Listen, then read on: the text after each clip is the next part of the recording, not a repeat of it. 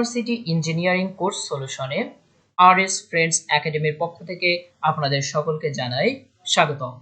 গত টিউটোরিয়াল পর্বে আমরা প্রপোজিশন লজিকের প্রথম টপিক প্রপোজিশন নিয়ে আলোচনা করেছিলাম। আজকে আমরা দ্বিতীয় টপিক নিগেশন অফ প্রপোজিশন অর্থাৎ প্রপোজিশনের অপোজিটটা নিয়ে আজকে আমরা আলোচনা করব। গত টিউটোরিয়াল পর্বটি যারা দেখেননি তারা প্লেলিস্টে যেয়ে আমাদের গত টিউটোরিয়াল পর্বটি দেখে নেবেন। তাহলে আমরা এখন শুরু করতে যাচ্ছি নিগেশন অফ প্রপোজিশন সম্পর্কে। তাহলে আগেই বলে দিয়েছি নিগেশন অফ প্রপোজিশন হচ্ছে প্রপোজিশনের অপোজিট অফ প্রপোজিশন। এখন আমাদের গত টিউটোরিয়াল পর্বে আমরা দেখেছিলাম এই যে প্রপোজিশনটা আছে, প্রপোজিশনটা হচ্ছে এমন একটা স্টেটমেন্ট যেটা হয় ট্রু হবে না হয় ফলস হবে।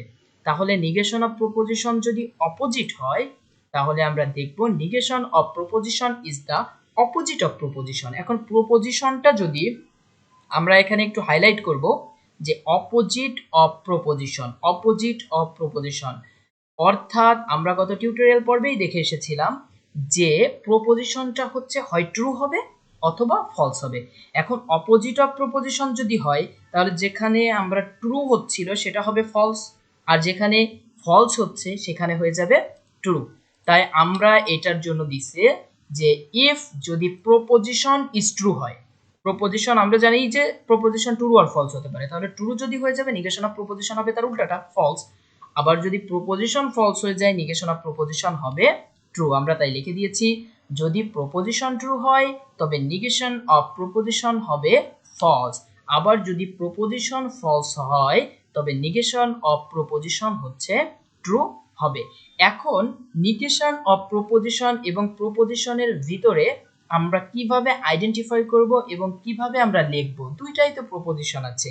অর্থাৎ এমন একটা জিনিস আছে যার মাধ্যমে আমরা নিগেশন অফ প্রপোজিশনকে আইডেন্টিফাই করে থাকি, সেটা হচ্ছে আমরা এখন দেখব যে ইফ যদি প্রপোজিশন পি হয়, শুধুমাত্র পি যদি প্রপোজিশন হয় তাহলে negation of proposition is denoted by, আমরা এখানে ফাঁকা রেখে দিছি পরবর্তীতে পি দিছি, অর্থাৎ এখানে একটা কিছু হবে। তাহলে কি হবে আমরা সেটা দেখব যে এই নিগেশন চিহ্নটা, এটাকে বলা হয় নিগেশন চিহ্ন, এই নিগেশন চিহ্নটা পি এর উপরে হবে। তাহলে এখন আমরা দেখব যে এটা ট্রুথ টেবিল প্রপোজিশন এবং নিগেশন অফ প্রপোজিশনের ট্রুথ টেবিলটা কিভাবে তৈরি করতে হবে। আমরা জানি যদি ট্রুথ টেবিল তৈরি করতে হয় তাহলে আমাদের একটা সূত্র আছে টু দি পাওয়ার এন, অর্থাৎ টু দি পাওয়ার এই এন এর মাধ্যমে আমরা আমাদের রো কয়টা রো হবে সেটা আমরা নির্ধারণ করি। এনটা হচ্ছে আমাদের নাম্বার অফ ভেরিয়েবলস। এন হচ্ছে, আবার বলতেছি, এন হচ্ছে নাম্বার অফ ভেরিয়েবলস। তাহলে এখানে কয়টা আছে, প্রপোজিশন ইজ পি হয় যদি, তাহলে পি একটা মাত্র ভেরিয়েবল আছে, তার মানে টু দি পাওয়ার অন, অর্থাৎ এখানে টু দি পাওয়ার অন অর্থ হচ্ছে অর্থাৎ এখানে আমাদের কয়টা রো হবে, এইখানে হবে ট্রুথ টেবিলে আমাদের দুইটা রো হবে। যদি টু দি পাওয়ার 2 থাকতো অর্থাৎ এখানে যদি পি এর সাথে আর কোনো ভেরিয়েবল থাকতো, মনে করলাম আমরা পি এর সাথে কিউ নামে আরেকটা ভেরিয়েবল আছে, তার মানে দুইটা ভেরিয়েবল হয়ে যাচ্ছে তখন, তাহলে টু দি পাওয়ার 2 অর্থাৎ তখন আমাদের রো হতো 4টা। তাই আমরা এখানে দিয়ে দিছি যদি এইভাবে 2 এর জায়গায় 3 হতো, 3 এর জায়গায় 4 হতো, অর্থাৎ নাম্বার অফ ভেরিয়েবলস এর উপর ডিপেন্ড করবে যে কয়টা রো হবে। তাই আমরা এখানে দিছি টেবিল ক্রিয়েটেড রুল হচ্ছে টু দি পাওয়ার n, হোয়ার যেখানে n is the number of variable, অর্থাৎ এটার উপরই ডিপেন্ড করে। তাহলে আমরা দেখতে পাচ্ছি প্রপোজিশনে জাস্ট একটা মাত্র এখানে একটা ভেরিয়েবল আছে, তাই আমরা এখানে কয়টা, দুইটা ঘর বা দুইটা রো আমরা পাবো। তাহলে ট্রুথ টেবিলটা নিয়ে নিলাম আমরা প্রথমে প্রপোজিশনের জন্য। তাহলে আগে আমরা দেখে আসবো, তাহলে প্রপোজিশনের জন্য এই যে আমরা পিটাকে নিয়ে নিলাম এবং নিগেশন চিহ্ন দিয়ে দিছি এবং নিগেশন অফ পি আমাদের দুইটা। তাহলে আমরা জানি যে প্রপোজিশন, এই যে প্রপোজিশনটা, এই প্রপোজিশনটা হয় ট্রু হতে পারে না হয় ফলস হবে। তাহলে প্রথমে আমরা ট্রু দিলাম, পরবর্তীটা ফলস দিলাম, অর্থাৎ দুইটা হবে। এখন নিগেশন অফ প্রপোজিশন কি হবে, যে এই ট্রুর কি হবে, ট্রুর অপোজিটটা, তাহলে ট্রুর অপোজিটে কি হবে, এই যে ফলস হবে। আবার এই যে এখানে যে ফলস আছে এটার অপোজিট কি হবে, নিগেশন অফ প্রপোজিশন হচ্ছে অপোজিট অফ প্রপোজিশন, তার মানে ফলস থাকলে এখানে হবে এই যে ট্রু হবে। এখন আমরা একটা দেখবো, একটা প্রবলেম আমরা সলভ করব। সেটা হচ্ছে বলা হচ্ছে প্রুভ দ্যাট, প্রমাণ করো যে প্রপোজিশন এবং negation and negation of proposition আর লজিক্যালি ইকুইভ্যালেন্ট। আমরা তাহলে দেখি লজিক্যালি ইকুইভ্যালেন্ট কিনা। তাহলে এখানেও একটা মাত্র ভেরিয়েবল আছে, তার মানে এখানেও হচ্ছে আমাদের দুইটা ঘর হবে। তাহলে প্রথমে আমরা প্রপোজিশনটা দিয়ে দিলাম, আমাদের প্রপোজিশন, এরপরে হচ্ছে আমাদের নিগেশন অফ প্রপোজিশন দিলাম, এরপরে হচ্ছে এইটুকু দিতে পারলাম আমরা নিগেশন অফ প্রপোজিশন। তাহলে আমাদের বাকি থেকে গেল, আমরা এখন সেটা দেখব যে নিগেশন অফ প্রপোজিশন, আমরা এখন সেটা দেখে আসব। তাহলে এই প্রপোজিশনটা আমরা জানি ট্রু অথবা ফলস হবে। তাহলে প্রথমটা আমাদের ট্রু, দ্বিতীয়টা হচ্ছে আমাদের ফলস।